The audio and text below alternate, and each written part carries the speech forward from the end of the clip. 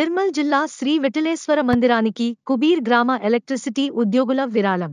Hindu mobile bill అనే electric పరికరం విఠలేశ్వర ఆలయానికి విరాళంగా ఇవ్వడం జరిగింది. కుబేర్ గ్రామానికి చెందిన ఎలక్ట్రిసిటీ ఉద్యోగులు పద్మశాలి దేవిదాస్, సతీష్ ఠాకూర్, యోగేష్, జీవనాజీ, గజేందర్, బంజ శంకర్ వీరికి విఠలేశ్వర ఆలయ కమిటీ అధ్యక్షులు డాక్టర్ పెంటాజీ, ఉపాధ్యక్షులు రాజన్న, సభ్యులు దేవ్కర్, జీవన్ ఘనంగా సన్మానించినారు. ఇటువంటి సేవ చేసే వారు ముందుకు రావాలని తెలపడం జరిగింది.